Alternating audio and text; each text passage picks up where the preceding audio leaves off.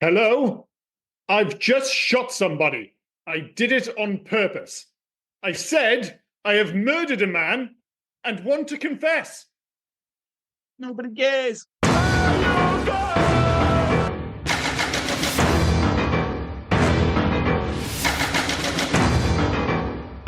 I'm Liam, he's Rob, and welcome to the Hey Guys podcast. This week, we take a look back at one of the more divisive movies of the 90s.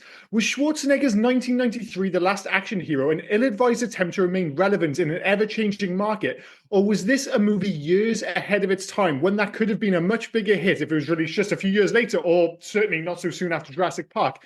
Now, Rob, this is a weird one for me because I'm a massive Schwarzenegger fan. I'm a massive Schwarzenegger fan when I was a kid, when I was growing up, all that jazz. And this was never one of my favorites. Never one of my favorites. I go as far to say when I was younger, I even preferred the likes of kind of Raw Deal and Red Heat to this. This was quite low down on the list. And I haven't seen this film for a number of years, but I kind of quietly convinced myself that I was going to love this film. I'm like, oh, this is going to age fantastically. I'm going to love it. I don't love it, but it's a mixed bag in a way that I wasn't expecting. Well, you're not the only one, are you, who like didn't like this for Schwarzenegger? Because this was kind of like he even said this. It's kind of like the downturn of his career after this. The films. I know he did True Lies after this, and that went up in his stakes. But basically, nobody was expecting this from Schwarzenegger. So it bombed at the box office. It became a cult following now. People growing up with it now become more appreciative of it. I'm with you. It's not fantastic, but there are elements which are good. But it's very over the top to the point where sometimes it just becomes laughable in the wrong frame, I guess, because it's meant to be sort of a parody or a spoof or something like that. And just sometimes it just becomes a bit much. Well, that's one of my issues with this film. It's odd because it's parodying what R-rated, if you're American, 18 rated is what we'd call that over here in the UK. But we'll call it for the sake of the podcast, R-rated movies.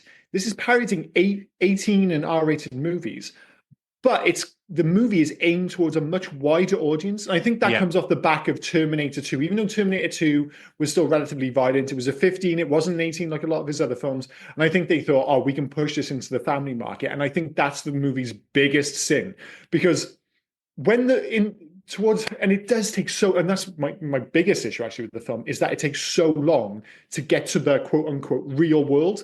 There's only 45 minutes left of the 2 hour film by the time they get there.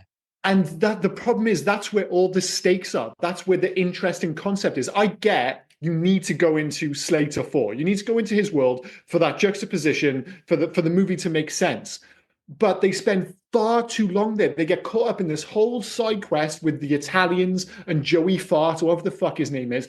And in case nobody had noticed, it doesn't matter. We know we're in the movie. We know the stakes are zero. Mr. Benedict is where he's the interesting villain. And he goes missing for like 30 minutes. And what drives me crazy is the last 40 minutes of this movie are really fucking good. Yes, they're great. Once they get to the real world, it's great. And I'm with you, right? As I've already said, you need to get into Jack Slater 4. You need to have the joke about it's a movie. So I can't believe you're doing these things. I can't believe you're able to make this car do what it's doing. You're doing all of this. Yeah, have fun with the tropes, all that. Yeah, that's fine. But as soon as you've met Benedict, then Benedict takes an interest in you. You get to the house. It goes from the house. You do not need then to have the funeral, to have the Italian, like you say. Get to the house where they go to Slater's ex-wife's house. Then, and that's where it promises to get interesting. That's the first time. And then you need to just jump into the real world. I've literally got the exact same point written down. I was like, once he gets to his apartment, he shoots the guy in the wardrobe, all good fun. But it's the first moment when he has a real, because up until that point, it's just Danny fighting with Jack about like, oh, you're in a movie. No, I'm not. You're in a movie. And it gets a bit old. It's like, okay, dude, you've got to deal with this at some point. And when you get to the apartment, that's when he has this like existential crisis about who he is as a person, whether this is or isn't happening. And then it just goes backwards again. And then you get another 20 minutes of them just fucking around with Joey Farts. And and don't get me wrong, the scene in and of itself is actually perfectly decent. It's relatively well shot. But by this point, we know none of it matters. You've dragged this on for too long. The perfect way to deal with this movie, and I even think they could have got away with the slightly, let's be clear, for like, as long as the movie is in the Jack Slater world, in Jack Slater 4, it's borderline, and not just because of the Danny DeVito voice Cat, it's borderline Roger Rabbit, who, in terms of the tone. They could have just about gotten away with that if they'd split the film into, all right, we're going to do 40 minutes of this, Jack Slater and the movie world, then 40 minutes of like high concept chasing around Mr. Benedict, going through different movies.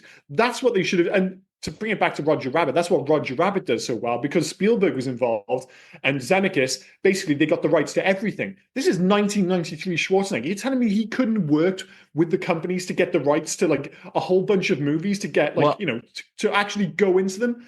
Do 40 minutes of that and then 40 minutes in the real world. This movie is close to being fucking amazing, but they didn't get the balance right.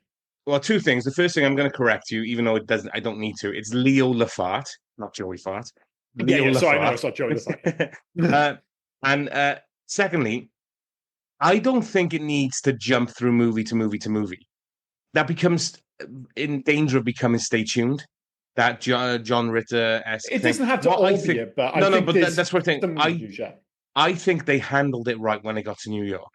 They brought the Ripper out of it, death came out, blah, blah, blah, yada, yada, yada. They had this power, but it wasn't overused, which is perfect. It's not overused, but they need more stakes. You get back into the real world, and Benedict recruits real-life gang members to do it. And then that's absolutely fine. You didn't need, again, this absolutely ridiculous amount of time to make these jokes about, this is definitely a movie. It's a movie. It's a movie. All right, we get it. You've sold it. Move on. The one thing they've done really well, and again, going on about the real world, they've made and I've never been to New York, and I'm assuming now it's safer than it was back in late 80s, early 90s. They made New York look gritty and grimy as fuck. Like every time you get into it, it was ridiculous. This is pre-Giuliani, so it still would have been pretty rough New York. And I mean, if you go back, even further, and you think of stuff like Midnight Cowboys, you watch these movies, and like Jesus. I mean, I've been to New York, but I've been post obviously Giuliani, and you go around, Times Square and stuff. It's all like super touristy, super tourist friendly. You go to the park, it's absolutely fantastic. You hear stories about like Central Park back in like the 70s and 80s. You're like, man, that place sounded like a fucking, or at least part of it sound like just no-go areas. And you see these like scenes in movies where they're going through Times Square, and, like it was just full of like porno theaters everywhere. And like, Jesus Christ, this looks so grim. This is like the last vestiges of that. And I think it works against the kind of like, it's not only LA, but it's movie LA. Again, I completely agree with you. They do that great split between the movie LA world and the grimy, gritty New York world. I will say, I think they might go a touch too far, like to the point where, it almost feels like it's a dystopian version of New York. Yeah, Mr. Benedict they killed a guy. In the middle of the streets, there's just guns going. I think people are going to react, dude. They killed a guy for his shoes. I'm pretty sure people would be screaming or something. I get it. They kind of overcorrected and went the other way. Mm-hmm. Question for you, going back to the New York side. You've got the world's greatest film coming out, apparently. It's going to make mega bucks, They're talking about like Jack Slater 4 and they want to do 5 and 6. Would that cinema that has graffiti on the walls and everything get a copy beforehand? You mean Nick's crusty ass in New York? Absolutely not. And I'll get to Nick in a minute because I'm not sure about him at all. Nick is the fucking suspect. Nick is the vampire from Gremlins 2. Yeah. He's been in a whole bunch of this film's got like a whole bunch of those people, which I'm sure you've got the list of. Like beyond the obvious cameos, which you get towards, especially on the red carpet, you get Jean-Claude Van Damme, you get MC Hammer, all sorts. It's Chevy got a whole fucking Chase. Chevy Chase was still a big deal back then. He was Chevy Chase was a massive, especially in America. Because I know like films like Funny Farm weren't so big over here. Most people, they just know him from National Lampoons. But because of like Saturday Night Live, he was an absolute fucking mega star in America. And towards the end of the 90s, his star started to wane a bit. But he was still a pretty big. But you say that, the weirdest one is you have all these people on the red carpet. They give a lot of screen time to Little Richie. I was going to say Little Richard. Little Richard, sorry. He's just there I'm just like, man, the camera's just sitting on Little Richard. I was like, is he this big of a deal in 1993? But it's got a whole host of bizarre cameos, like the one with Tina Turner at the start. I'm like, okay, I guess Tina Turner's in this. One of the strangest ones, and it does speak to one of the issues with this film, and one of the reasons I don't think it all works are the inconsistencies of the rules that dictate the kind of differences between the movie world and the quote unquote real world. For a start, the quote unquote real world also has magic. You know, let's say Houdini, who got a magic cinema ticket from an Indian magician who got that ticket from a Nepalese or a Tibetan magician. It's patently ludicrous. Yeah. Houdini, who was famous for not believing in the mystical arts. Like he went out of his way to debunk it all, and he's just got a magic ticket, is he? That was Nick's whole thing. He's like, I never wanted to think that Houdini wasn't for real. It's like nobody thought Houdini actually knew magic. Everyone knew that it was their magic tricks. Anyway, doesn't matter.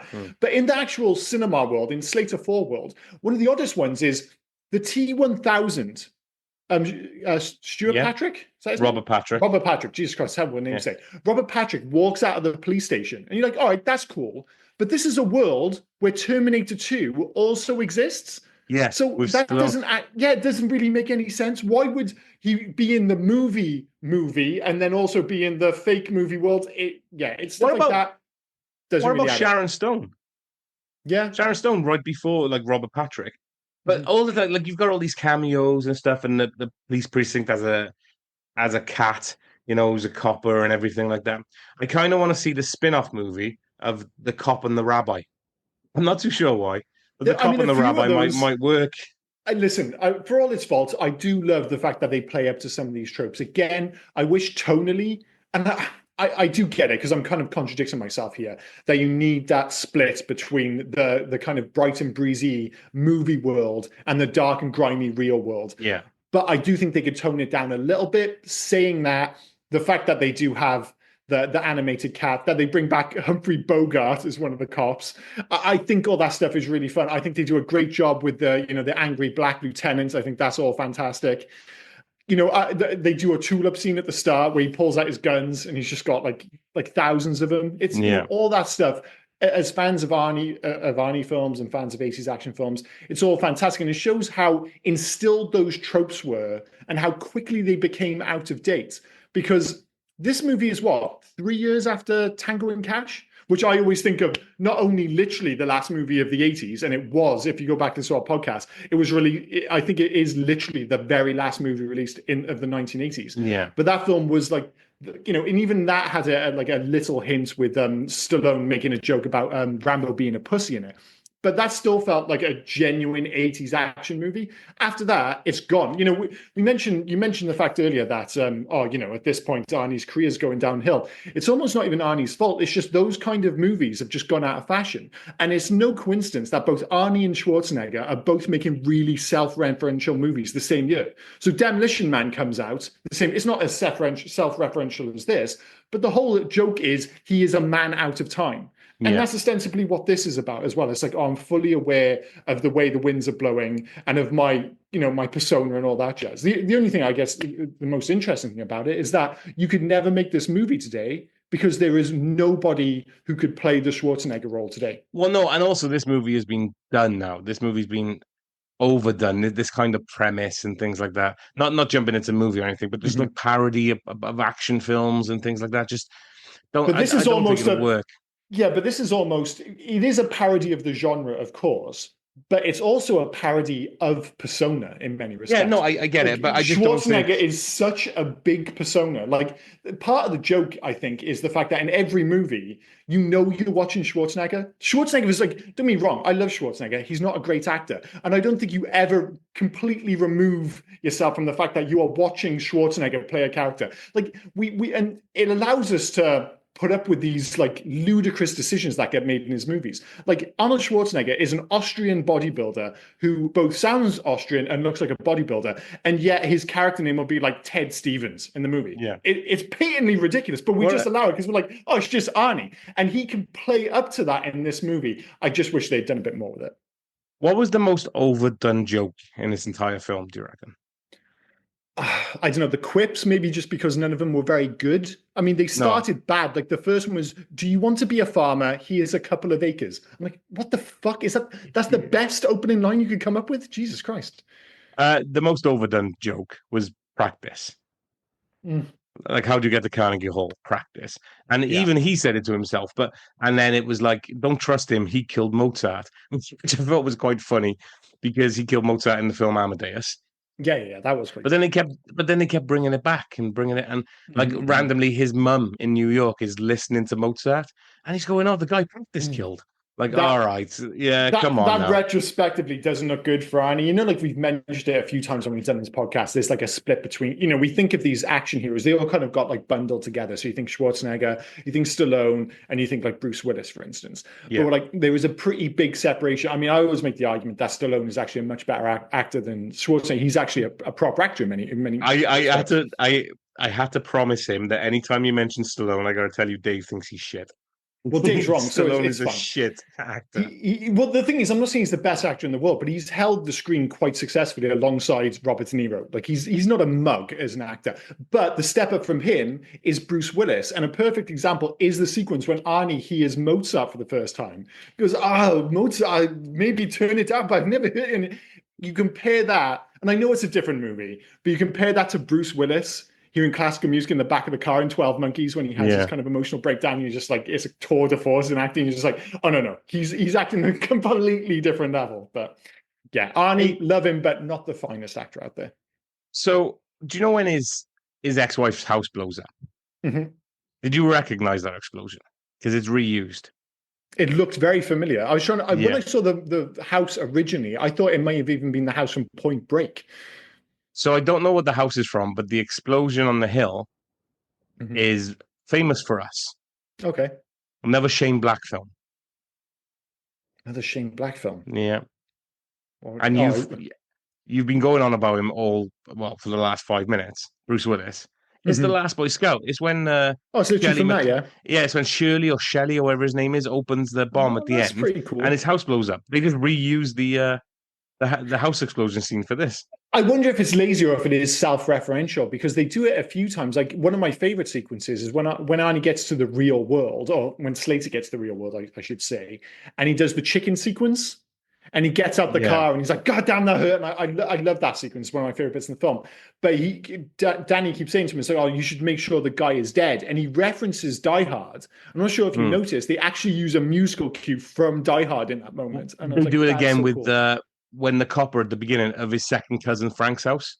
Oh, When the copper said 2 days to retirement, yeah. And they you do get the Lethal lethal Weapon. weapon. You get the lethal weapon music in the background for a little bit. Yeah. So so that was self-referential, I get, but using I don't know, maybe they just it was in the Hollywood Hills, so maybe they just thought, well, we'll just nobody will notice, or Maybe maybe it's just people will notice and it won't matter. that. And again, it keeps bringing it back to like the fact that I'll be very critical of this film over the next hour or so. But I did enjoy this film. It's just because I can see the potential for what it could have been.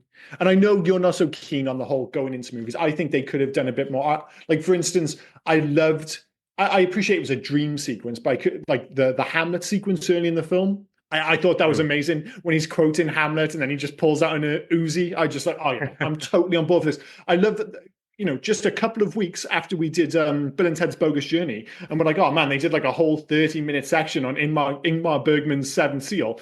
Seventh Seal is in this film as well, Yeah, and I yeah. totally forgot Ian McKellen played Death at the end of the film. But Which was perfect casting. fantastic. Although again, shows another one of the inconsistencies with the rules of this movie. So Arnie or Slater comes into the real world and he ostensibly loses his power because he's in the real world and he suddenly is just a dude. So when Death comes out, he should just be a guy. But of course, he walks around. It would be so much funnier if he walked past that cop as he comes out of the cinema, taps him on the shoulder, and the cop's just like, "What the fuck?" and nothing Yeah. happens to him.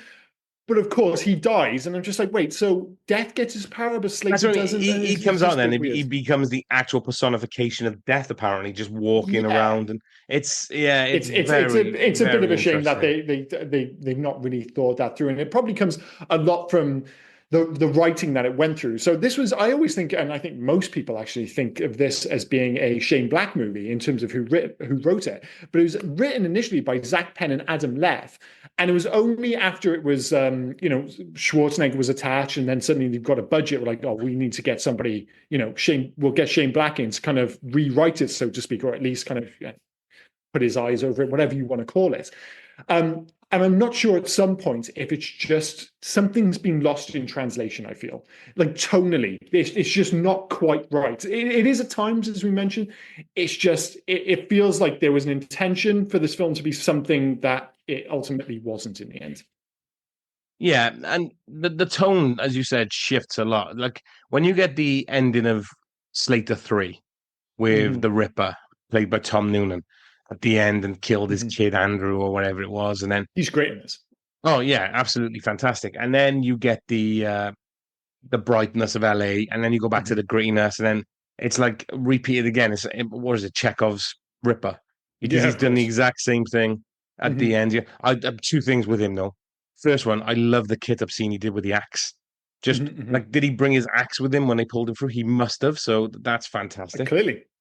And also his agent, played by dude from the Burbs, Rick Ducommun. Or Yeah. He's always great in everything. Like we've got to have done every. He didn't. I remember looking, thinking he hasn't done many films. We've got to have done all of his films now. Done a lot of them, man. And it's interesting actually. You brought up was it Tom Noonan? Is that his name? Tom Noonan, yeah. Tom Noonan, who played Frank in. Well, yeah, he plays like Monster Squad, I think most people, when they think of Tom Noonan, will think of him playing Frank in the Monster Squad. And bizarrely, and another nod to Monster Squad, the lieutenant played by Frank McRae is called Fred Decker in the movie, named after the director of Monster Squad, which is just a bizarre little nod, I thought. So there's like a few little crossovers with the Monster Squad with this movie, but I guess it was released around the same time. And wasn't there like shots of Arnold Schwarzenegger on the set for Monster Squad? I'm sure there was. Was there? Yeah. Like Arnie was all it. It feels like I'm mentioning this every single week now, and it's because we're doing a lot of movies from like the early 90s.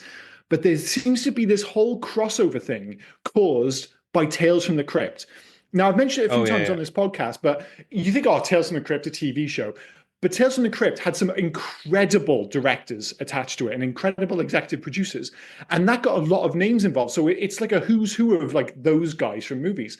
But one of the episodes was actually directed by Arnold Schwarzenegger. And he's in one of the episodes, Tales from the Crypt, with the Crypt Keeper and all that jazz. Yeah. And I think there's this whole crossover because of that into genre movies. So that's why he ended up on set in I don't know if that's directly linked to it, but all these characters seem to have this one crossover thing in its Tales from the Crypt of the early 90s. And I don't know how kind of impactful that was in terms of getting the same people in the same room, but so it looks like to keep popping up. No, so it wasn't on set. He attended the premiere of the Monster Squad. Okay, that was it. Sorry, that was it. Yeah. So I was going to say, he was on set. You'd think they would have tried to squeeze him in somewhere, but you think so, wouldn't you? Can you imagine? He just rocked up to set, to the premiere. Like, he doesn't even think that's the film that Schwarzenegger would rock up to. It's a bizarre one, right? Yeah. It's a bizarre one. So again, I'm not sure if all these people are just kind of falling in the same circles around that time, but yeah, there's a lot of strange crossover, and there's got to be something to it. The fact that randomly they've kind of name checked the director of Monster Squad, who, let's be clear, didn't direct all that much else, other than bizarrely an episode of Tales from the Crypt to bring it back around. But anyway, moving away from that. Out of interest, what did you make of Jack Slater's look? Is it timeless? Is it iconic? Is it kind of lame? Is it all of the above? I can't quite figure it out because, like, theoretically, I'm like, I like the kind of like snakeskin cowboy boots. The snakeskin cowboy boots are all right. I mean, the belt buckle's pretty badass. Denim jeans are timeless. Obviously, denim jeans, jeans are timeless. Fine. Suede coat, maybe not, and that's the thing. And a bright red skin tight t-shirt. I'm thinking, right, I get it why they didn't go for black leather because this is just after Terminator 2 and all that jazz. Yeah. But I just think if he has a slightly cooler looking coat, he looks like a badass. But it's something to do with that suede brownish leather jacket. I don't know what they're quite going for there. But it doesn't work. And for some odd reason, it places it very specifically in the early 90s. I'm just like, man, they're so like, I feel like the red t-shirt is just a red t-shirt. If they got a better jacket or he put on a jumper or something, it might have looked cooler. But I just feel like that fucking jacket ruins the whole look. We can't talk though, right? I'm a guy who constantly wears shorts and hoodies. That's or I may put like a check shirt on every now and then. And you're the guy every time I see you who's wearing some sort of sports memorabilia top. So we can't We can't attack Schwarzenegger's No. I'm this is like chilling out in the house. I think I dress absolutely fine. I think I'm well within my rights to have a go at Arnold Schwarzenegger's suede jacket. I think I dress absolutely fine. Skate shoes, shorts, and a hoodie. I'm Well, you're the good. one who was critical just then. I Yeah. mean, I don't know which way you want to go with this. I think we're well within our rights to be critical of his look because, as I said, I think it's almost there with like the gun.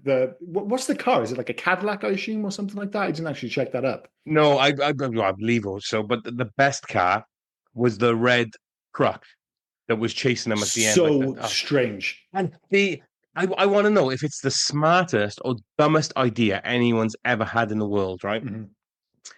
In order to make sure you can get your dynamite quicker, Mhm. you have a lit flare so you can just put the fuse on it and chuck your dynamite. That seems genius to me.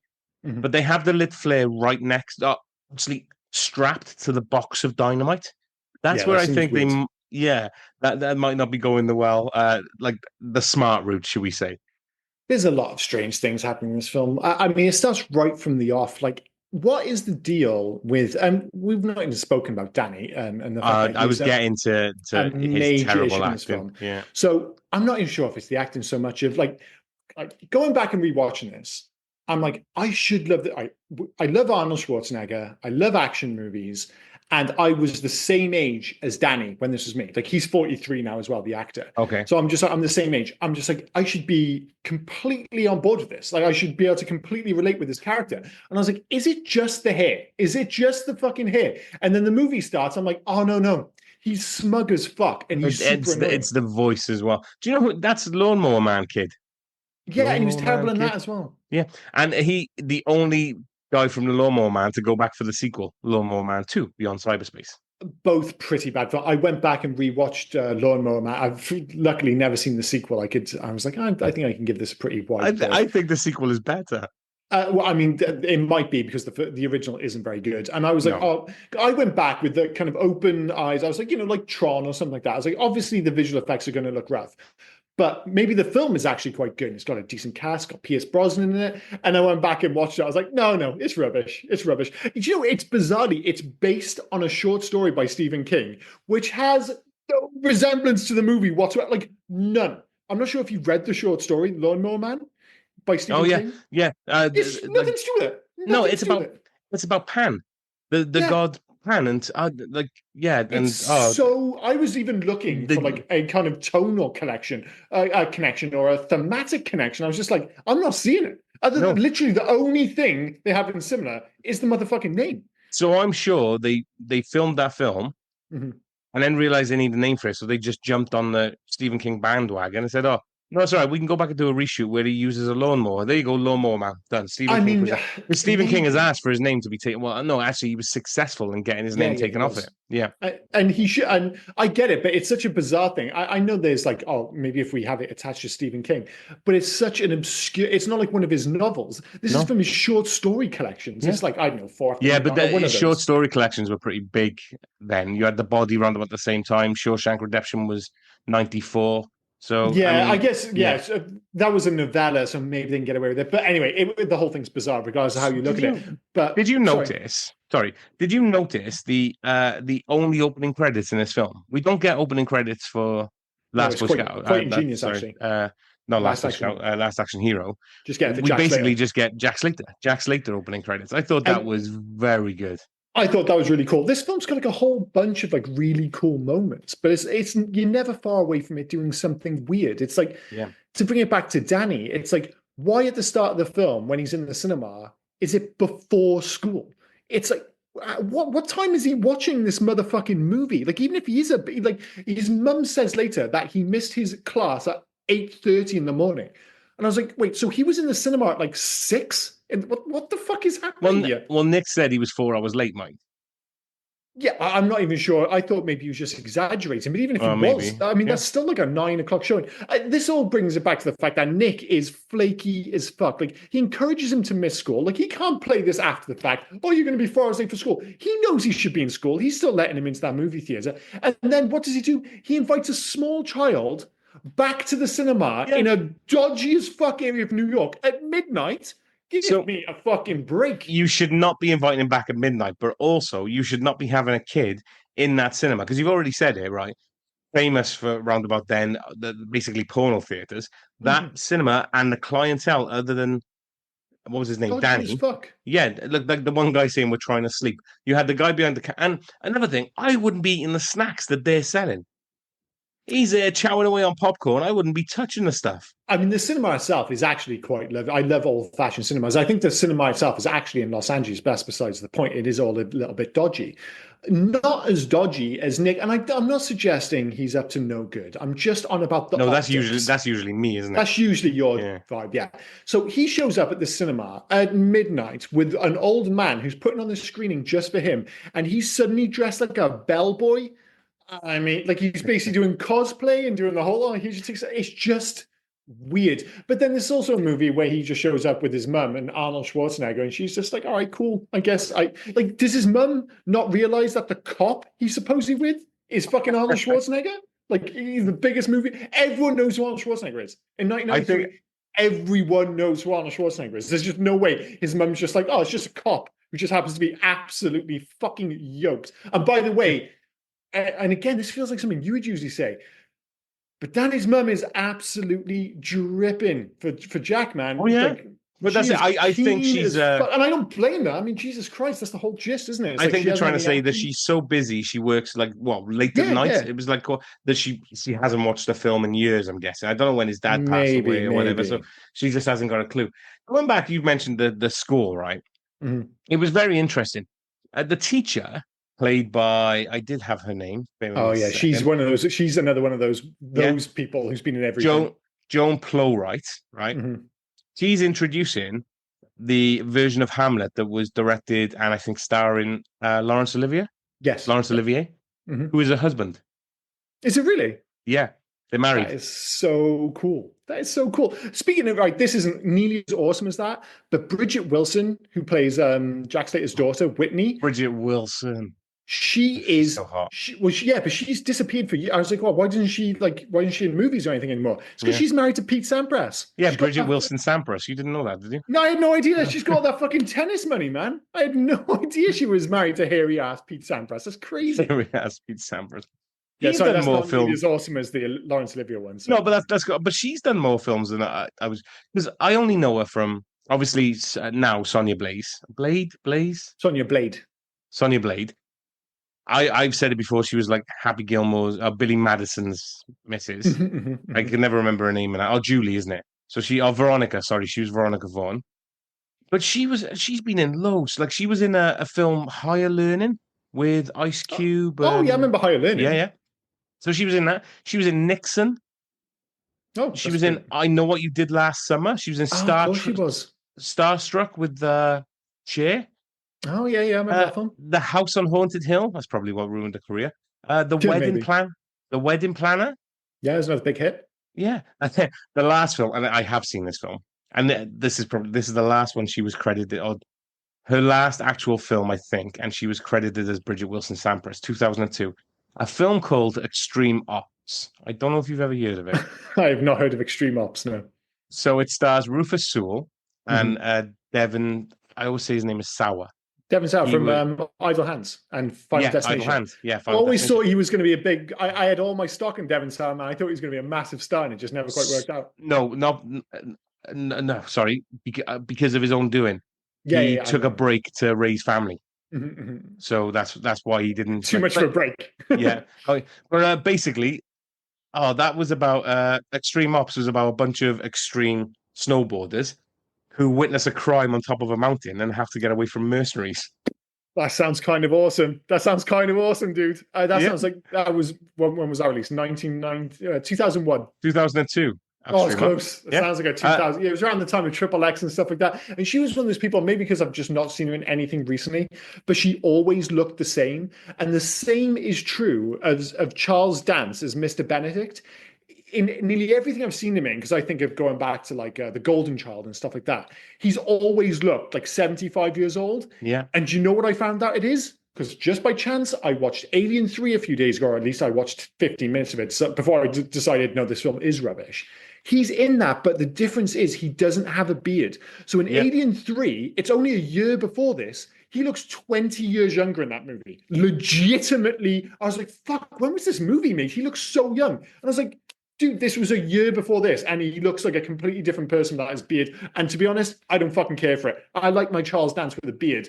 And also, just to bring it back to that, I was like, I haven't seen Alien 3 for ages. I was like, man, maybe this film isn't that bad. I watched it. I was like, oh, no, it's full of overacting British thespians. I still hate it. What about your Charles Dance in Space Truckers, where he is a half GIMP captain thing? Can't say I've thought about Space Truckers since the moment it finished. And I think I watched that film about 30 years ago and decided I'm not going back to this because it's not very good. Oh, you are going back to it. I've just been biding my time. We are going back to it. Space Truckers. Not for any other reason than I think it'd be great chat. It probably would be great chat, in fairness. Talking about square pigs and, like I said, fucking Charles Dance is some weird like GIMP captain thing. And speaking of films, I'm sure we're going to revisit at some point. And it's not one I've ever seen, but I started watching, bizarrely on the plane over to Germany, I started watching Solar Babies. And my wife was sitting next to me, and she literally just happened to turn around as the opening credits came up. And she looked at it and looked at me and just went, fucking Solar Babies. And I was just like, oh, I'm not watching this on the plane. It just sounds, when she said it like that, I was like, the title sounds so fucking weird. It's such a dodgy title. Admittedly, I did watch the opening kind of rollerblading action sequence, and I'm like, I've seen enough to suggest that maybe I want to see this film. So we should probably get back to Last Action Hero. We're talking about everything but. Sorry, but again, that's another one biding my time. You mentioned a couple of, and spoiler alert, you've mentioned a couple of seasons that we're going to be doing. And Solar Babies is perfect for one of the seasons that we're going to be doing. So I'm bringing it up, dude. I'm sure we'll get around to it eventually. But in terms of bringing things back, I mean, this movie made me actually nostalgic for two things. One, in an awesome way. One, I'm glad it's gone. I know they kind of played up to the idea that it was an amazing blockbuster because they had like a hot girl behind the till. And, you know, I did quite like the idea that everyone in LA is smoking hot. Again, that is genuinely a trope. I'm not sure if it's quite as prevalent nowadays, but back in the day, you just see these movies just like, how is everybody, especially when you had like schools, because of course, in these schools, everyone's actually like 27 if the movie was released in like the late 80s, 90s, like, everyone looks like a model unless somebody's being bullied and that's it. But I was like walking around just like, man, I would love to just go and walk around a blockbuster. Just fantastic. The other thing, of course, being the prevalence, and it's because Sony Interactive are involved in the making of this movie, was the mini disc player that Jack had, which really got a fair bit of screen time. Yeah, it did. Man, that is such a small window, the mini disc player. I'd settle for a Choices. I don't need the blockbuster. I'd settle for a Choices video as well. I used to love Choices video. Yeah, because Choices was on Albany Road, wasn't it? But we had Choices on top of Rumney Hill. So that was my Choices. Yeah. So I went to the one on Albany Road in Cardiff. But yeah, I absolutely loved Choices. But Blockbuster's more aesthetically iconic. I think the whole yellow and blue thing. And yellow and blue is a great color combination, like the Sweden kit, all that jazz. It just looks fantastic. So I just love to go back for that. But I just remember there was like one dude when I was in university who spent like £400, which back in like 2001 was serious fucking money to get a mini disc player installed in his car. That lasted for like 6 months. Yeah, because it was all over the shop at the moment, wasn't it? They just they put mini CDs inside the cassette. It was so weird. It did actually make sense. It was an evolutionary dead end because, you know, everyone had a Discman, but everyone remembers the problem with Discmans is that as soon as you started moving, the motherfuckers started jumping. That's why I stayed with a tape player. I had a tape player when I was in like university in like the early 2000s. Everyone had like disc players. I was just like, and it wasn't like an old fashioned. I went out and bought like a really nice Sony Walkman, and it worked fantastically.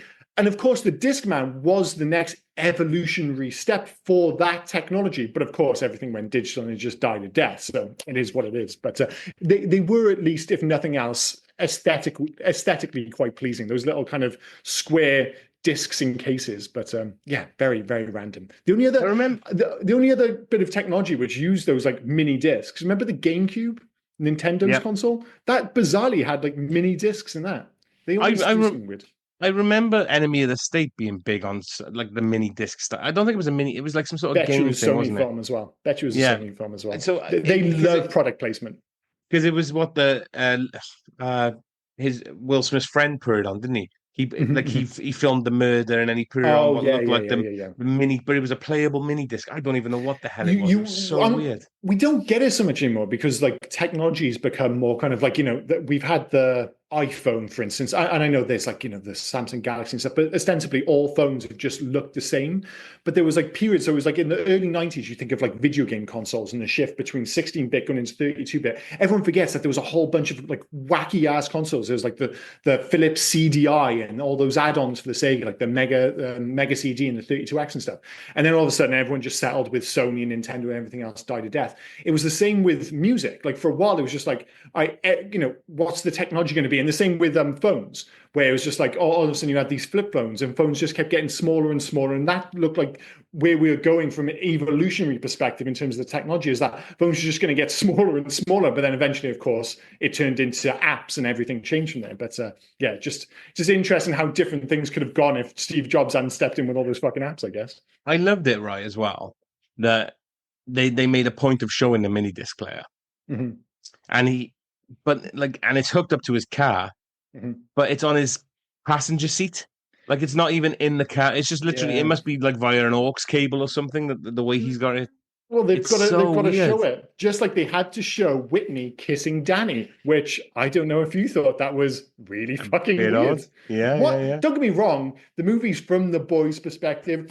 And I get it. If it's the other way around, if it's an 18-year-old dude kissing a 12-year-old girl, it's gross. If it's the other way around, the threat isn't there. I get why it's acceptable because it's from the boys. Like none of his friends are coming up to him going, dude, she's totally taking advantage of you. If she kissed you when you're 12, you're like the hero forever. People, honestly, if you kissed her, if I knew you when we were kids and you made out with a girl who looked like that when you were 12 and she was 18, we'd still bring it up today as this heroic moment. We totally fucking would. It reminds me of that SNL sketch. I don't watch SNL, but I've seen the sketch. Pete Davidson is a witness on trial for Ronda Rousey, who's playing his teacher. And there was another woman playing his teacher as well. And he was being asked questions about the fact he's had a threesome with these two women. And Kel Mitchell Keenan is playing the judge. And the lawyer is asking questions like, oh, and how did you feel going back to school? Did they call you any names? He said, yeah, they called me names like the one, like Neil's the one. And like Mr. Hero and things like that. And he said that, well, were you in any pain? He said, yeah, my hand was hurting from all the high fives and everything like that. And they were just talking. Exactly what it would be. Well, he did the same thing in South Park. So he comes in and says about it, and all the cops just go, because it's like a 30-year-old teacher makes that with one of like the 10-year-old kids because it's South Park, of course. And the cops just keep going, nice. Yeah. Just like, of course. You know how old Danny was meant to be playing in this? 12? 10.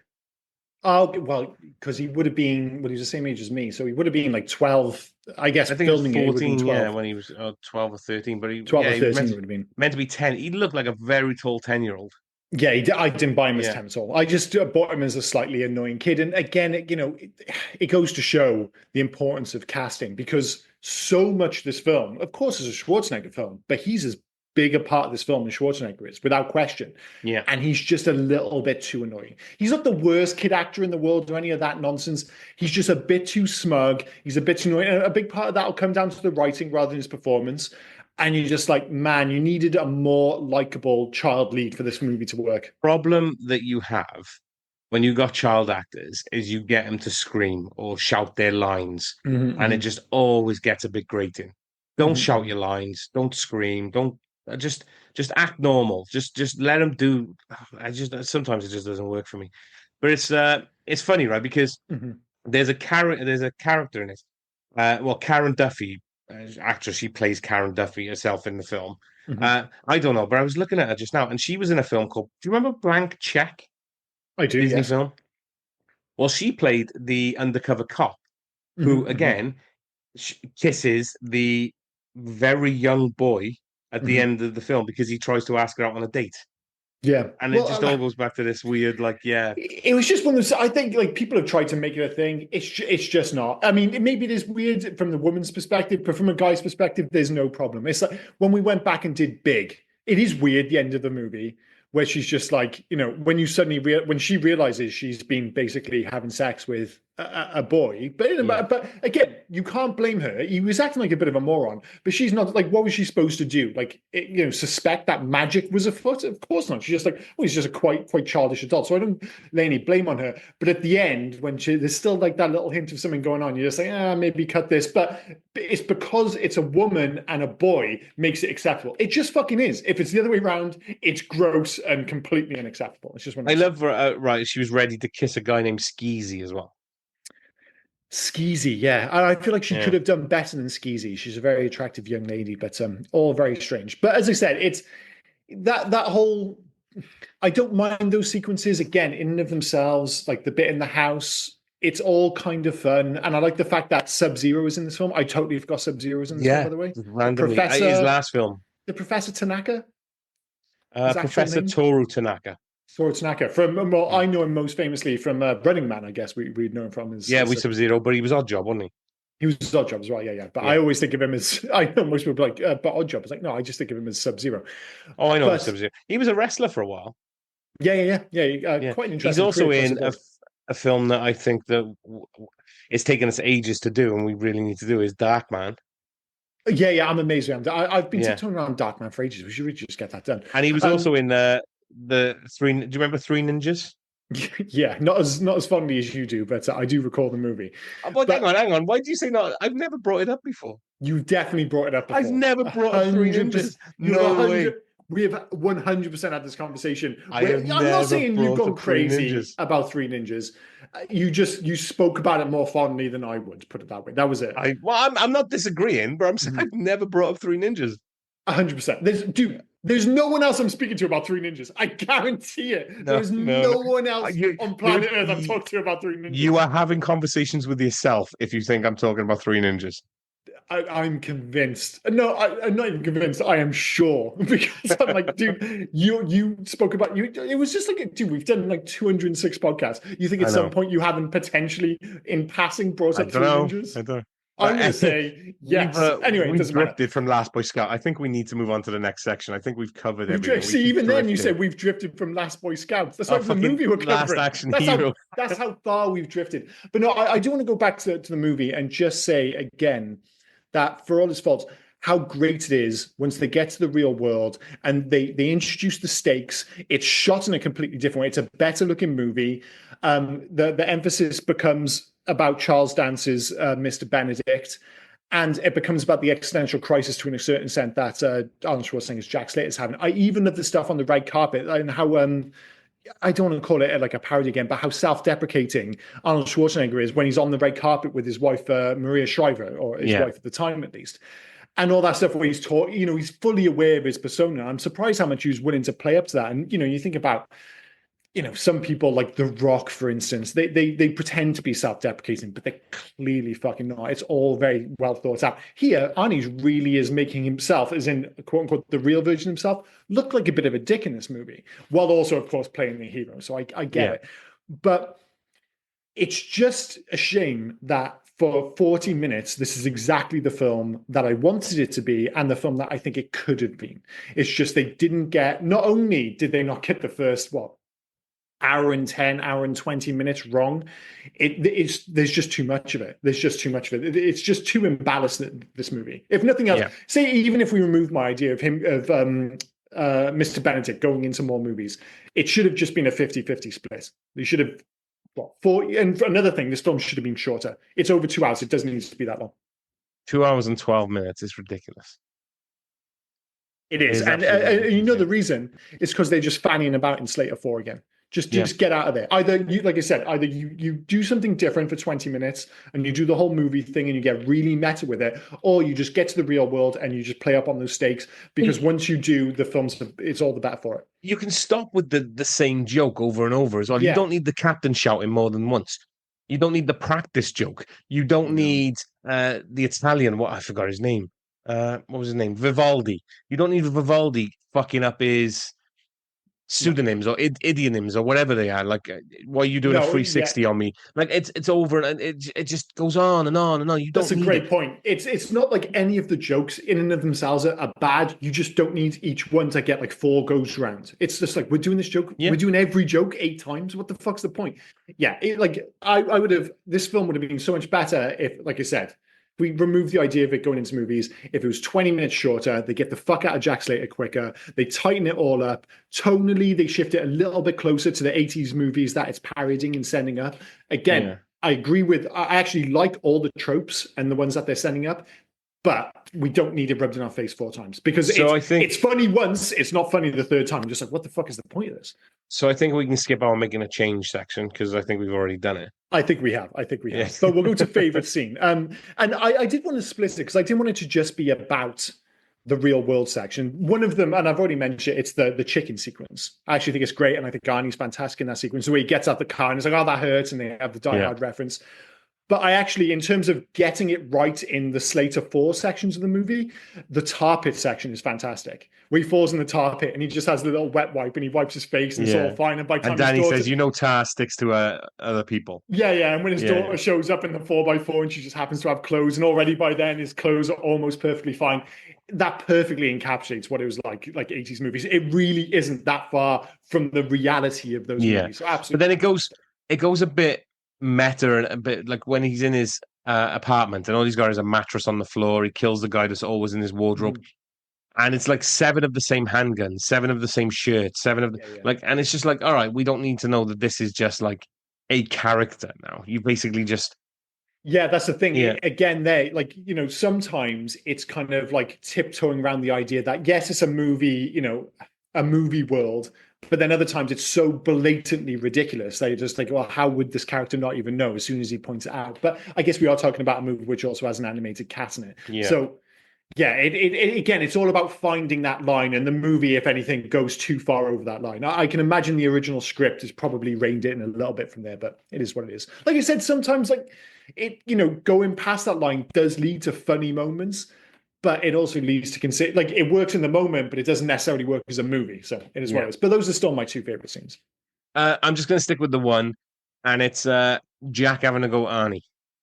Like because he's had his existential crisis, he's realized he's just a character, so he's having to go Arnie and telling Arnie to maybe calm down, maybe do better thing. And I thought that was really good. And maybe it is something where Schwarzenegger's had some sort of crisis, and he's realized he wants to do other films to have I don't know, to have other people be approachable to other people, kind of thing on his films, not just kill 9.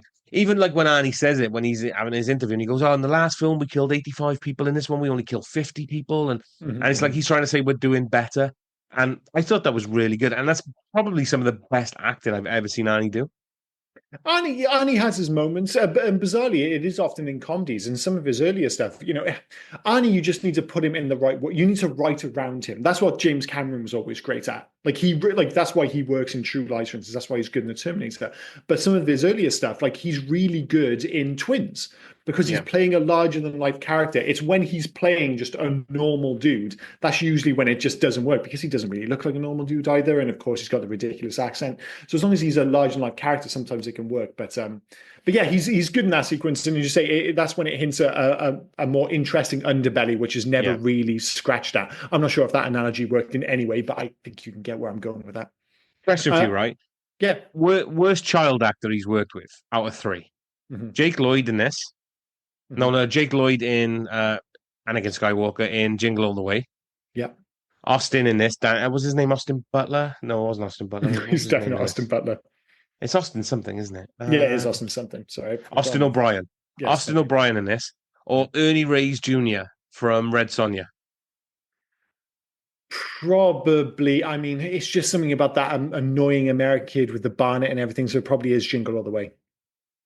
Oh yeah, Jake Lloyd. He was the one I was going to go. I didn't like him when you made me watch The Phantom Menace. I didn't like him in Jingle All the Way. He's just not a good actor. No, he's not a great actor, and he's just like quite an annoying screen persona. And it always seems harsh because you're going after like kid actors, and obviously everything that happened to him after like Phantom Menace and stuff. But the fact is, he just wasn't great in it. And as mean as it can be, because of course, again, I'm fully aware that you are criticizing children. This is after the fact, of course, because we're going back to films which have been out for donkey years. But there's nothing more grating than a poorly cast child in a movie. Like we said, especially when they're playing a large role, few things can derail a movie quicker than annoying child actors. And sadly, Jake Lloyd in Jingle. I mean, the only benefit of Jingle All the Way is the fact that Jingle All the Way is just not a very good movie. So I'm not sure any child actor could have saved that. I don't think if you bring in 1999 Haley Joel Osment, I don't think he's saving fucking Jingle All the Way. It's just. I'm going to tell you, it's probably better than Jingle All the Way too. Probably is, and I assume you've seen Jingle All the Way too. Fuck no. It's Larry. You say that like the answer to every other time I've asked that, whether it's some obscure sequel, the answer has been almost every time across 206 episodes. The answer has almost invariably been yes. I give you that, but even I have my breaking point. Apparently so. Well, I've seen Rubber, the film about Killer Tire, but I will not go anywhere near Jingle All the Way 2. I've also seen Rubber. It's not actually that bad. No, it's good. Pretty high. I mean, it's just it's one of those movies you're just, because there's so many films like that where you get these high concept films, like on paper they sound fantastic, and 90% of the time they're just like, oh no, a trailer would have been enough. Rubber's actually pretty good. What was the one I watched recently? Have you seen Sisu, the Finnish movie? Yes, I have.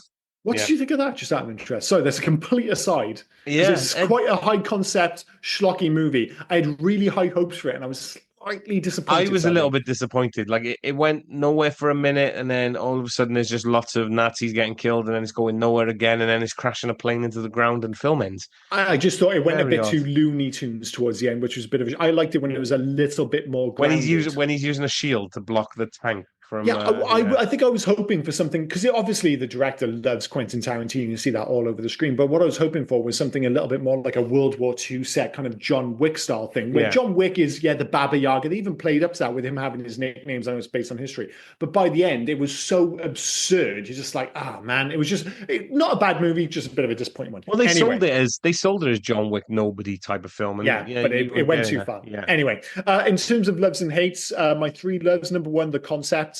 As I said, this is a 5-star concept attached to 3-star execution, dare I say. The last 40 minutes of this film are genuinely fantastic and everything I wanted this movie to be. And number 3, Charles Dance as Mr. Benedict. There's not enough of him, but he is a fantastic bad guy in just about every movie he's in. And this movie deserved more Charles Dance. So those are my 3 loves. For me, Charles Dance straight away as Benedict, he was great. And it was so because he was having fun, because I think it was originally written for Alan Rickman, and then Alan Rickman was too expensive. That would have been fine too. Alan Rickman was too expensive to hire in it. So apparently, when Charles Dance found out, he came onto set wearing a T-shirt saying, "I'm cheaper than Alan Rickman." That's pretty cool. Which again is just...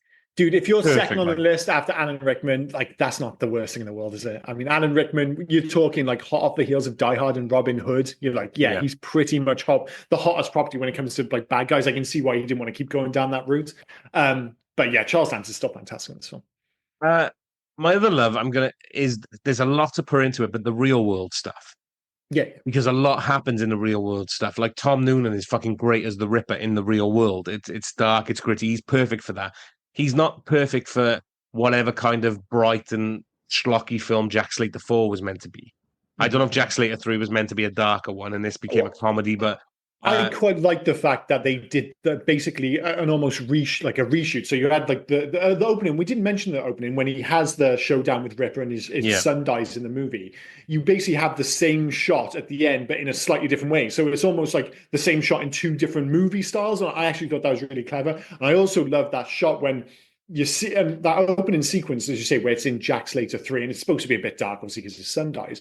But when the camera just gently zooms out and you suddenly realize you're watching it on a cinema screen, I was like, that was pretty slick stuff. But I also love the end of that as well. Charles Dance, real world, he knows, and he's starting to understand movie rules as well. Mm-hmm. So he left one chamber empty.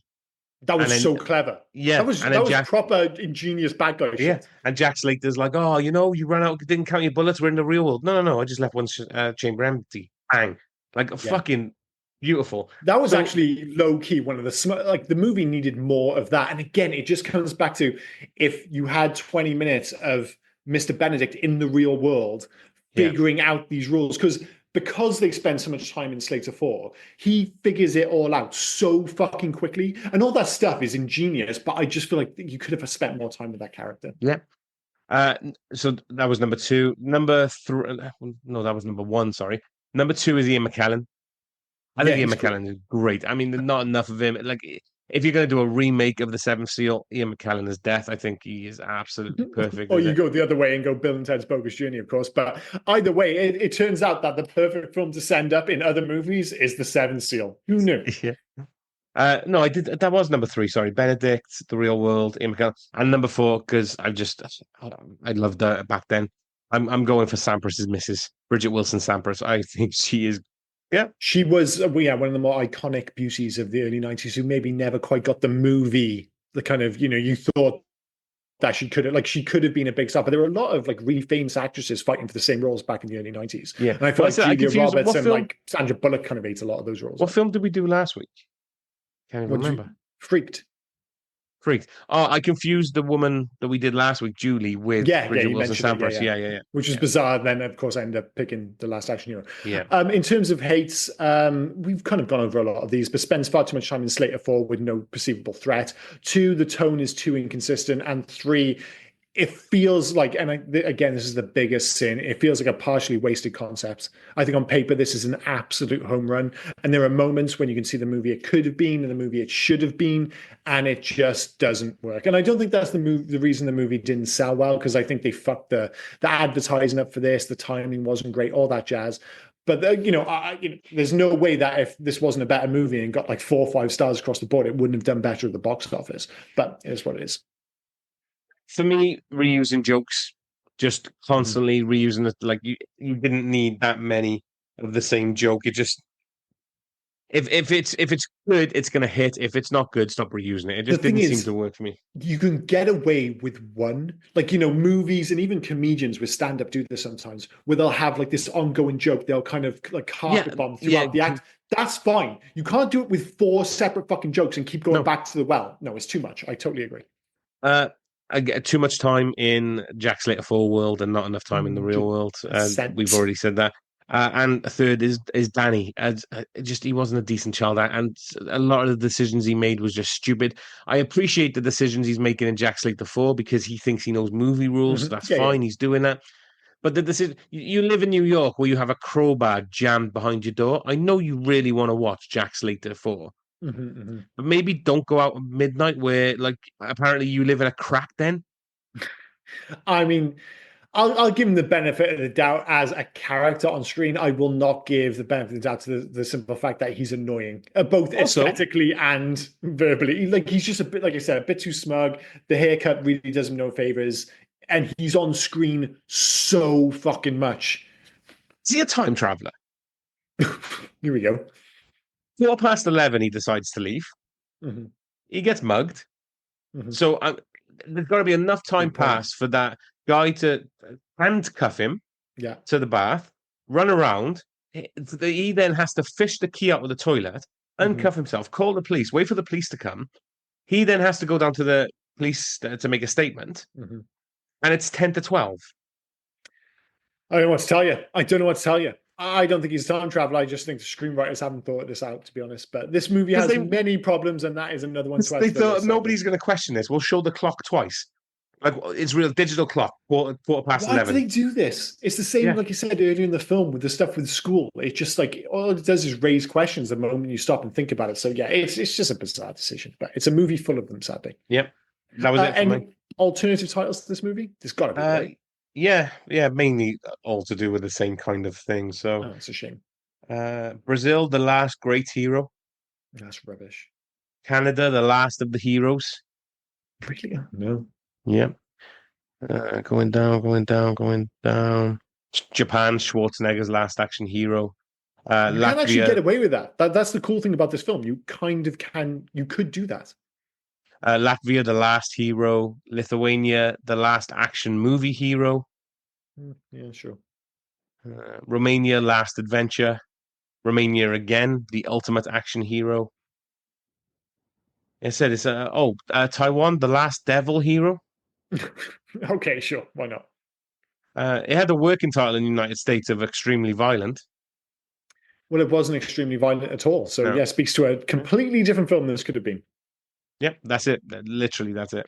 Yeah, you think with Shane Black getting involved late on, that maybe it would have been a bit darker because this is hot off the heels of like what like obviously he was brought in because of the success of like Lethal Weapon, but this is not long after the aforementioned Last Boy Scout, and that one was kind of meta in its own way. Obviously, this is a whole another step up in that regard. But I'm just amazed to think that if he had any kind of creative control over this, that this is what he would have ended up with. But hey, Yeah. we move on. Facts? Any facts for this film? There's got to be a few. Yeah. So filming continued right up until the week before the movie debuted in theaters. Mm-hmm. So that was cutting it close. There's a term for that, isn't there? Like wet print, I think it is, where Something like the that. film is still wet when it goes to the actual cinemas.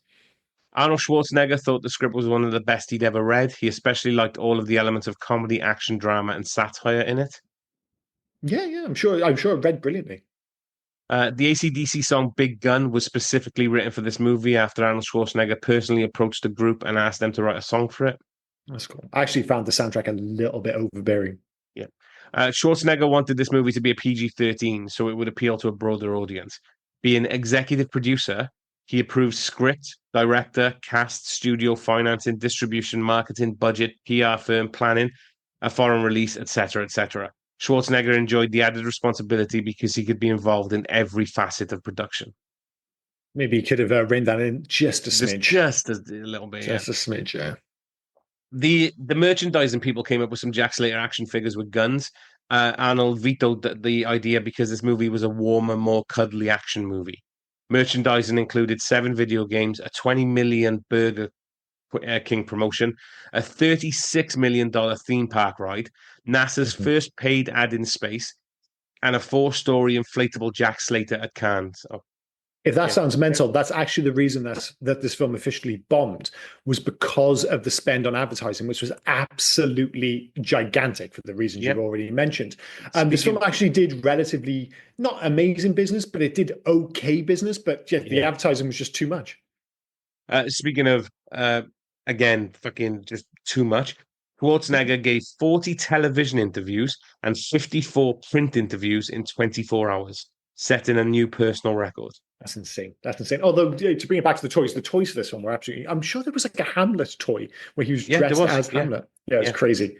Man, action figures in the early 90s were fucking bananas. Just after Frank's house explodes, the black cop says, "Oh no, sorry, I've already said that one. That was the Danny Glover line with the excerpt." The words "a Franco Columbu film" appear on the screen at the beginning of Jack Slater 4.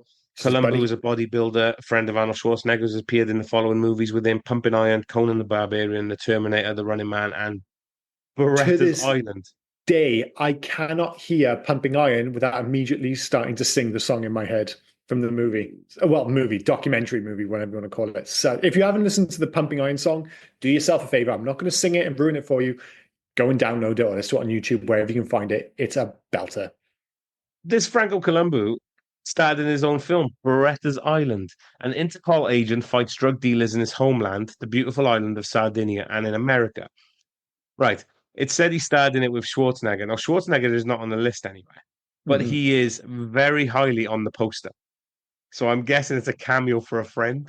Yeah, or is this Keanu Reeves in Freaked territory where, he took a paycheck, he is in the movie, but he's not credited.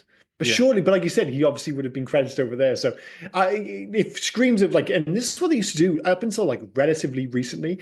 You used to get it massively in supermarkets when DVDs were sold in, like you can still buy DVDs in supermarkets back when they were a bigger deal. If a movie star, if somebody suddenly hit big, they would go back to like older movies before they were started, like Jennifer Aniston in The Leprechaun, for instance. Yeah. And then suddenly The Leprechaun would show up in fucking Tesco's and would have a newly printed DVD, and the picture would just be her fucking face all over it. But there were more egregious. I mean, in fairness, she is one of the stars of the Leprechaun. There are more egregious examples when you'd have a star who was in a movie for like 10 minutes and the DVD case would literally be their face and they're in it for like 5 minutes. The one that always sticks to me is Meghan Markle. When Meghan Markle became famous, all of a sudden you've got these DVD covers of Meghan Markle's face all over it. When you look at the thing, she's the best friend's best friend. Yeah. So she's in it for like 30 seconds. Yeah, it's ridiculous. What else have we got here? That's okay. Danny tells Jack that Jack Slater 4 is Meredith Whitney's first movie. The movie was also the theatrical debut of Bridget Wilson Sampras, who played Meredith Whitney. Cool. What else have we got here? We've said loads of facts while we've gone through. All right. Danny's New York City apartment is unit number 3D, an indication that he lives in the real world as opposed to the 2D world of Jack's movies. There's just not enough of that kind of stuff, is there? You No. think a slicker kind of screenplay would have that stuff littered all the way through the film. There's plenty in this, but again, it's that whole feeling that they just don't make the most of the concept. Was one of director Stanley Kubrick's favorite films? Stanley Kubrick's favorite movies. Apparently. The perfectionist that is Stanley Kubrick. I mean, it's not a movie I kind of associate with being, but you do get this every so often. Doesn't Christopher Nolan have like a really bizarre favorite film? Like there was just odd ones every so often. You hear the director say, "I absolutely love that film." Like, really? Yeah. Okay, but yeah, to hear that Stanley Kubrick of all people that this is one of his favorite movies is absolutely fucking bananas. Oh, and we can use this to tick off the Al Lung bingo. Because fucking Al Lung was one of the henchmen in the red gets killed by ice cream cone. Ice cream cone. Ice that guy or whatever he says.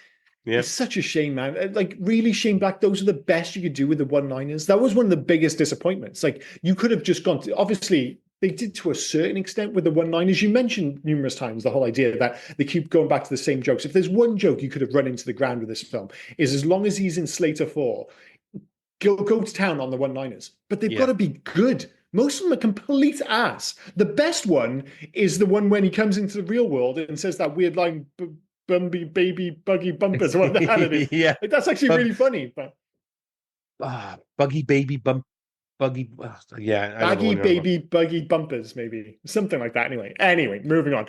Hug to the Future. So this is where we ask a question: remake, sequel, let it die, we'll leave well alone. This one's so easy for me. Sequel. This is such a great concept. If this had been a success and they could have gone into other movies or other genres, I think there's like literally endless possibilities when it comes to this movie. I would have loved to have seen a follow-up to the point where if you said we're going to make The Last Action Hero 2 today with 75-year-old Arnold Schwarzenegger, I'm fucking on board. I am 100% on board because I think there's so much potential in the concept, which they just didn't get the most out of, but obviously it just never worked out. This was never getting a sequel after the box office. Rubber baby buggy bumpers. There we go. Thank you very much. Yeah. And also, no, I don't want a sequel. I don't want not so much let it die, just leave it alone. It was an interesting premise. It worked to a point. You could have done more with it, but it's too late for a sequel. I don't want a fucking legacy sequel, as we've always said. I don't think you need to do a remake of this because it's not going to work, as you've said, because if you do a remake, you're not going to do a remake with Schwarzenegger. So the only person you're going to pick who thinks he has the same persona as Schwarzenegger is The Rock. I don't need another fucking Rock film. I do not want to see The Last Action Hero starring The Rock. Yeah. The only thing worse than that would be when they were talking about The Rock doing a remake of Big Trouble in Little China. Yeah, I was like, oh my God. I don't want him as Jack Burton. Just fuck off. That hurts same me. with it. The idea of yeah, it's just no. So basically, just leave it alone. Just Last Action Heroes. Sequel, I get it. But anyway, make a change. We've already said, haven't we? It's just pretty much, yeah. Just give us more in the real world. Cut off Jack Slater 4 a little bit, and maybe sort the tone out. There are a few things, but I think if we were just going to pick one, it would be a more even split between the real world and the Slater 4 worlds. In terms of video games, there was a whole bunch released for the NES, Mega Drive, SNES, Game Boy, Game Gear, all by Sony ImageSoft, unsurprisingly. There were even versions made for like the Sega CD, which was canned, I guess, based on the fact that this wasn't very successful. In terms of whether you're going to, and just to make it clear, they were all rubbish. They all had bad reviews. They were just the usual side-scrolling nonsense, none of them particularly good. It's such an easy answer for if you're going to do Last Action Hero movie today. And actually, rather than make a follow-up movie, I think it would be much better in video game form, just with a proper budget. And the answer is Ubisoft and Assassin's Creed. Only instead of an Animus, you have a magic ticket, and you could really lean into the multiple movie world thing, especially if you had the right kind of support behind it and the Yeah. right kind of budget. And you could get Arnie back voicing the character. That's how you deal with these things. It's kind of like, do we want to see 80-year-old Harrison Ford? No. Do I want to see Indiana Jones, the Great Circle? Fantastic. It's not even Harrison Ford doing the voice work, but it's such a good approximation that it feels like Harrison Ford. If you get Arnie back or somebody to do a good enough impression, like the place for Last Action Hero in 2025 is unequivocally in the world of video games, because there is so much potential you could bring out of it with the right kind of budget and the right kind of writing. So yeah, I would go with, Ubisoft. Shit, man, they need to turn the corner quick, and I'm not sure if Last Action Hero is going to do the trick, but that would be the dream project for me. I was thinking that, and I was thinking like the Animus as well and things like that. But I went for the real answer, which is Hazelight Studios' Split Fiction. At the moment, that's a good shout. Split Fiction, they're jumping through genres at the moment, aren't they? They've got fantasy, they've got sci-fi. You can do that with movies. You're jumping through movies. And all of a sudden, you could have like the two, like one of you's controlling Arnie and the other one's controlling the kid, and it's fundamentally a different game, because as the kid, you've got to be sneaky and all that jazz. As Arnie doing the shooting, that's the correct. That's a great answer. It's a great game, but I chose to play it because I couldn't find anyone to play it with at the moment, so I chose to play it with my wife. Worst decision I've ever made. My wife is not a gamer. Asking my wife to control the camera and the person at the same time and press X to double jump. What is it? Doesn't work women, for her. And I'm not talking about all women, but there are certain women in this world. If there are two stereotypes I were going to apply to women, is that they don't know how to filter information when they're telling stories, and they don't know how to do twin stick shooters. They just don't know how to. My wife, give her a 2D game, she's absolutely fine. Yeah. I handed her Halo once. Literally, I just, can you hold this for a second? Because I was on the phone, and I swear to God, he was upside down, Master Chief. And I'm like, I don't even know how you fucking did that. So she just can't get to grips with the whole this stick moves the character, this stick looks with the character. Yeah, it's just not happening. So my wife did the same with COD. I gave it a COD, and all of a sudden, she's looking in the sky while spinning in circles, like she's fucking drilling into the ground. What I did though, I stopped playing Split Fiction because it was starting to hurt my head because I was just like, move forward. I'm like a mile ahead of her and I've got to wait. But I got her to play Astro's Playground. Okay, I said, right, I'm going to go have a shower, play Astro's Playground. This is for kids. It'll teach. And to be fair, it did teach her how to do the camera thing, but I still haven't had the was it? I'm forgetting. I can't think of the word. Courage to go back and play Split Fiction with her yet. So the thing is, my wife is good at video games as long as there's not the two sticks. She's what was it? She was brought up on Donkey Kong Country on the Super NES, and she'll still smoke me in that game. That game is fucking nails, and she is awesome at it. It's just as soon as you have that extra stick, she just, and I get it. It's like we've grown up with it, and you pick up a controller, you don't even think about it. It's like I heard someone mention it on a podcast before. The whole idea, if you're playing with a non-gamer, especially like a big budget game or something like that, like a big open world 3D game, where you're just like, oh yeah, climb that or go through, and they're just like, well, how do you know you can climb that? And you're just like, well, I just do. And when they go up and they walk up to a door, and you're like, you can't go in that door. And like, how do you know? And you're just like, I just do. You play so many games, you just get used to, you definitely can't go in that door, but you'll be able to go in some other doors. And you just know. But if you try and explain that to someone else, it's just like, that doesn't make any sense. And you're just like, no, it doesn't. But it's just been kind of drilled into me over decades of gaming. And that's it. And in my wife's defense, when we were talking, she said, look, you've been playing since you were about 7.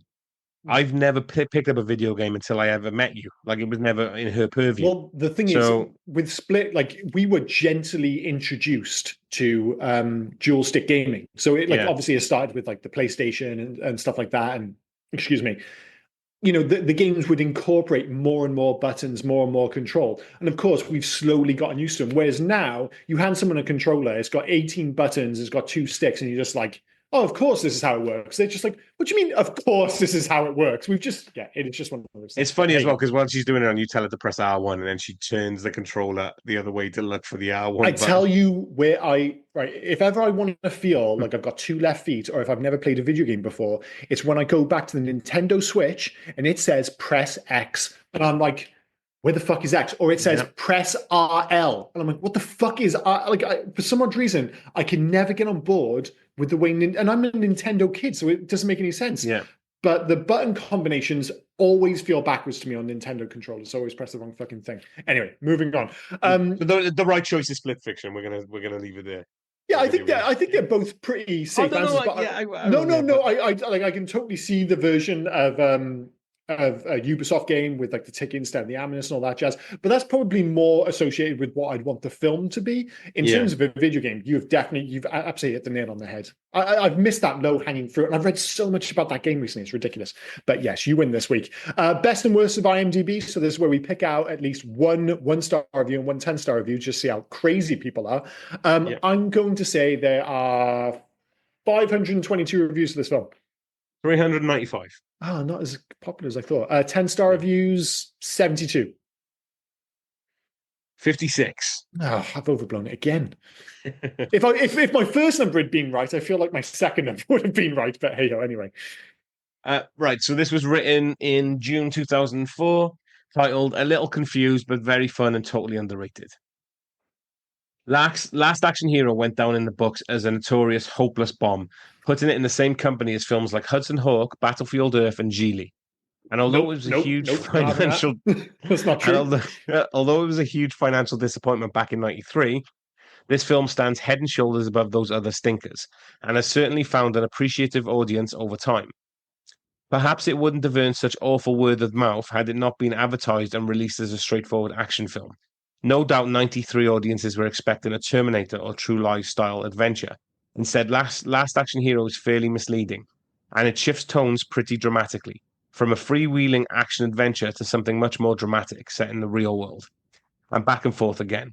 This can be quite jarring upon a first viewing, and certainly unappealing for anybody who doesn't enjoy Hollywood satire. 11 years later, the American public is a little more industry savvy. It seems like every mum and pop follows the salary rumors and box office races these days. And they may appreciate the insider jokes a little more. If you prepare yourself for a cheeky spoof and don't expect Total Recall, you'll definitely find Last Action Hero better than you remember. Yeah, it's to bring it back to video games. It's the Dreamcast of movies. The Dreamcast, fantastic console. It was just 2-3 years too early in terms of the whole internet connection, all that jazz. It's the same with this. If this movie was released 5, 6, 7 years later, let's be realistic. Maybe after Matrix, even, I think it would have been a much bigger hit. And I think people if Schwarzenegger had been off the scene for a while, if this was released in Yeah. 2001 and say it's his first film after, you remember he had the heart problems after End of Days. Yeah. Do you have a pacemaker? I know he had heart surgery. If he had maybe come back and this had been his comeback film, I think it would have been much, much bigger. But hey, anyway. 1 stars? How many? 15. Oh, you should have stuck with the S. 7. Oh, sons of bitches. I've gone too high Yeah. again. Only a little bit. Uh, I've gone all my numbers have been consistently just a little bit too high. So, written in February 2003, titled Unbearably Boring. Oh, gosh. I saw the movie in a free screening. Otherwise, I would have never watched it. This is unbearably boring and predictable. There's nothing innovative in it, as it's kind of full of, it's full of cliches. The poor script asks constantly the viewer to laugh. This is ought to be a fantastic comedy.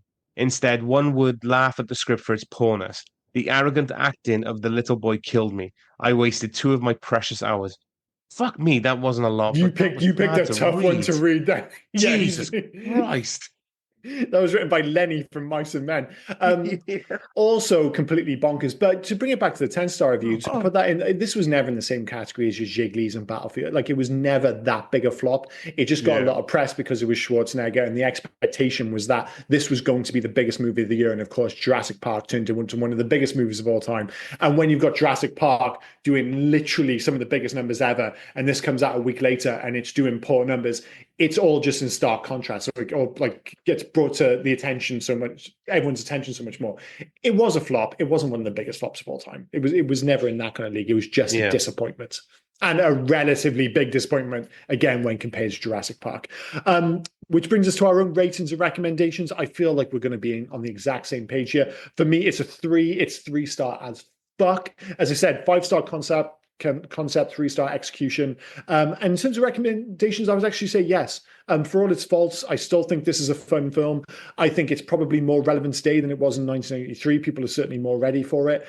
Schwarzenegger's good fun. Yeah, the kid's a little bit annoying, but we've got a great villain.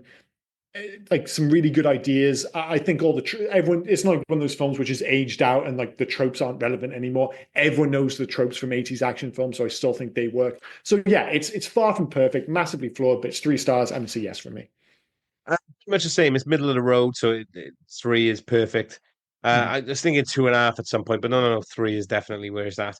It And pushes. I was thinking the exact same thing until like I forgot how much I love the end. So it yeah, comfortably went into 3 after the last 40 minutes. But there was a spell around like an hour in. I think it was you brought it up perfectly earlier. After they went to his apartment and then they did that next sequence, I was just like, oh, I just don't give a fuck about any of this, and I'm getting kind of bored. But it did win me back round. It just later than it should have. yeah. And in regards to recommendations, I struggled with whether or not I would recommend it because there's other Arnie films to recommend, but Oh, this is a okay. this is a different style of Arnie. So if you're just looking for, I don't know, a bit of a toned down Arnie film, I think it's perfect. So yeah, I Yeah, probably would it's just one of recommend those it. films. I just think like I'm not sure if I'm not gonna run out into the streets and like Predator, Total Recall, any like Terminator. But if someone came up and said, you know, I never watched Last Action Hero. It's on Sky Movies now. If anyone's interested, like, should I give it a watch? I'm like, yeah, why not? Like, I doubt many people. I know there were a few like 1 star reviews. I just suspect that most people are gonna fall into the oh, that was fun but flawed. You know, Yeah, I'd be. I know there's always examples on IMDb. If someone came out and said this is my favorite film ever, I would be just as shocked if they said this was a truly terrible film. It's just yeah, a fun, flawed movie. So yeah, it is what it is. The biggest issue in terms of actually recommending it is the fact that it's a bit too long. If this was 90 minutes, it'd be much easier to yeah, recommend, yeah, yeah. much easier. But yeah, that's been 1993's The Last Action Hero. We didn't even mention the director, John McTiernan. I don't think we mentioned him once. I mean, we've done We most of mentioned McTiernan so films. many We've talked times. about him a lot. This You is this know, because that's the thing. Usually, when we're talking about John McTiernan, it's those two extremes. We always mention the same ones. There's Predator and Die Hard at one end, and then we can't believe the guy who made those films made Rollerball. Rollerball. This fits perfectly in the middle. Yeah, It's nowhere near as bad as Roll. Like to bring it back to that point I was just making. Then you got those two 10 star movies, and on the other hand, you've got a genuine 1 star movie. This fits perfectly in the middle. 3 star as fuck. 5 out of 10, whatever you want to call it. But anyway, sorry to bring it back. It's that's right. your choice next week. I do apologize. That's right. So I'm going to caveat my choice for next week. Here we go. Here we go. I've been afraid to pick it Oh, for a fucking hell. long time.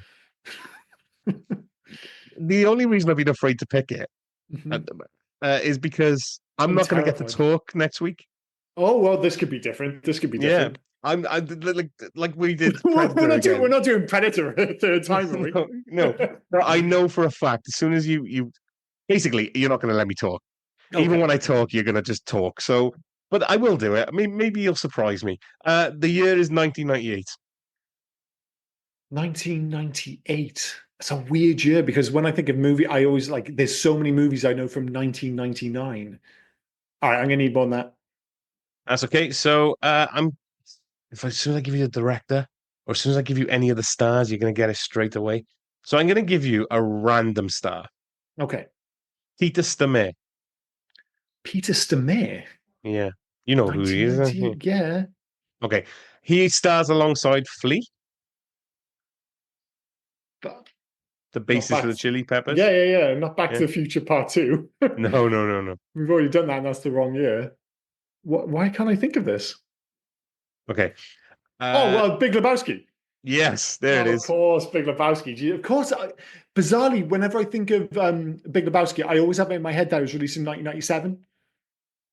Yeah, well, that Like, was the same. Last Action Hero to me was yeah, 94. yeah. Yeah. I literally, it's just one of those movies which I just, for some reason, I can't shift out of my head that it came out in 1997 when it didn't. It came out in 1998. Very bizarre. But yeah, I'm gonna have plenty to say about this film. I know. I know. If you've picked The Big Lebowski to talk shit about The Big Lebowski, I'm going to be very upset. Well, spoiler alert, we've always said we love the Big Lebowski. That's okay then. What you're not going to like Mhm. is when we start talking about because it will inevitably happen. You're not going to be able to shy away from it. When you start talking about other Cohen films, that's when we're going to have an issue. Are you not a big fan of Coen Brothers in general, or is this Uh, an outlier for you? I say I say 90% of Cohen brother films I'm probably not huge on. See, I'm not going to lie. I was actually a little bit surprised when you said before, because we've mentioned this film donkey years ago, that you were a big fan of The Big Lebowski. Because if I was going to hazard a guess, I would be like, I'm not sure if you're into Coen Brothers films. So it's quite interesting that you're not necessarily a Coen Brothers fan, but you are a fan of The Big Lebowski, which I think of as being almost a quintessential Coen Brothers film, like the most Coensy of all the Coen Brothers films. So it's interesting. I mean, don't get me wrong. There's films of theirs If I was I going to enjoy. guess, I think you would like Raising Arizona. Raising Arizona, Oh Brother, Where Art Thou? They're two of my favorites. No Country for Old Men. Yeah. I have a soft spot for the Lady Killers. I have a soft spot for the Lady Killers. Yeah. I have a real, and maybe it's just because it got slaughtered, and I'm just like, is it one of the best Coen Brothers films? No. Is it kind of fun? Yeah. I think everyone, the critics, got a bit too fancy because it's based on an old Ealing classic with Alec Guinness, and they'll go, oh, it doesn't compare to the original. Based on its own merits, that film's fine. I don't mind, Fargo. I've only ever seen Fargo once, so I need to go back and rewatch Fargo. I'm sorry, this is starting to sound like a conversation about Quentin Tarantino. When you said you didn't like Quentin Tarantino, and then you named 6 Quentin Tarantino films, and I was like, that's 60% of his movies. Yeah, well, yeah, later, Quentin, because I was going to do Quentin Tarantino was going to be up there as well. Oh, cool. Because actually, I know we need to end it. If I picked Tarantino, if I just told you I'm going to do a Tarantino film, which one would I pick off the top of you? Like, if you know me, it's tricky. Would it be one of the more recent ones, or is it? No, God, no. Kill Bill, maybe? No. See, I love Kill Bill. Reservoir Dogs? Yes. Reservoir Dogs. Well, I mean, it's a great film. Are you not? Reservoir Dogs is fantastic. I like Pulp Fiction. Reservoir Dogs, Pulp Fiction, it starts to get a bit ropey for me after them. Yeah. I know. Yeah. Well, people have more. Like, I'm a big Quentin Tarantino fan, and I love, I think, just about all of his films. But I appreciate that some people go off him a little bit the longer into his career gets, where maybe he gets a little bit too much up his own ass, perhaps, for some people. Yeah. But I'm a huge fan. But yeah, Coen Brothers, I'm a huge fan. It's interesting because my wife and I have, generally speaking, relatively similar movie tastes, or at least she's willing to kind of go on me with this. Right? I think it's similar with you and Kat, where you're the bigger movie fan, and she probably wouldn't watch as many movies if she wasn't with you. But for the most part, she'll be like, "Oh, I'll watch these films with you." Yeah. The only director she cannot get on with, she just hates the Coen Brothers. But she always says she's just like, listen, she appreciates what they do. She understands why people like them. It's just not for her. And I totally understand it. As much as I love the Coen Brothers, if you come up to me and just say, I cannot get on with them, I'm just like, yeah, they're an acquired taste for sure. Oh, I totally 100% get it as well. Mm-hmm. I mean, yeah, just not, yeah. Put it this way, if you're going into The Big Lebowski, the film we're covering next week, and you're just like, well, what's the plot of this movie? If you're asking that question, it's probably not for you, because the plot isn't the point of that film at all. It's going to be fun. It'll be fun. You want a film about no plot? Big Lebowski porn parody. Oh, well, there we go. I'm leaving it there. I've not had the pleasure. So maybe in my research for next week. I think you should have the pleasure. I think you should bring it up. If ever a movie should have a porn parody, is The Big Lebowski. I mean, part of the film is about the porn industry with Jackie Treehorn and everything. So I bet you can't figure out how they ruin his rug. I can imagine. I guess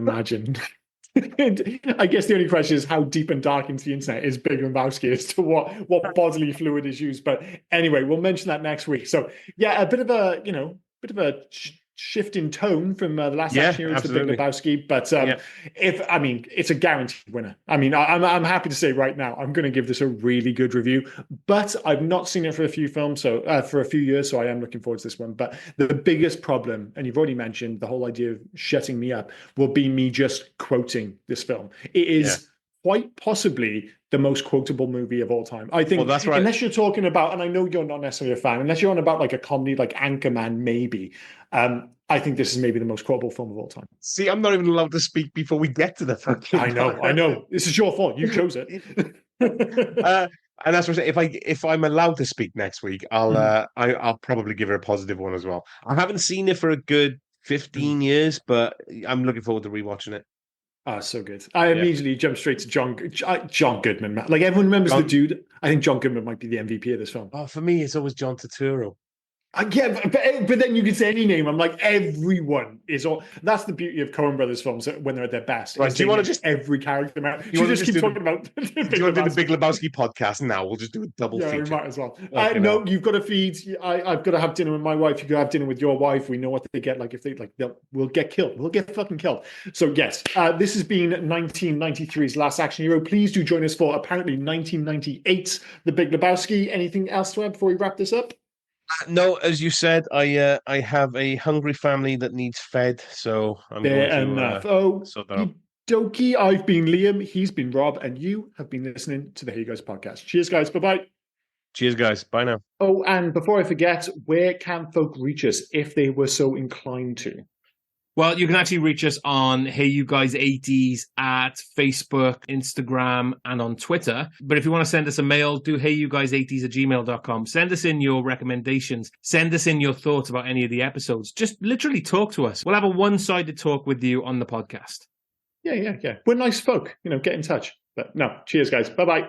Cheers, guys. Bye now. Hey, you guys!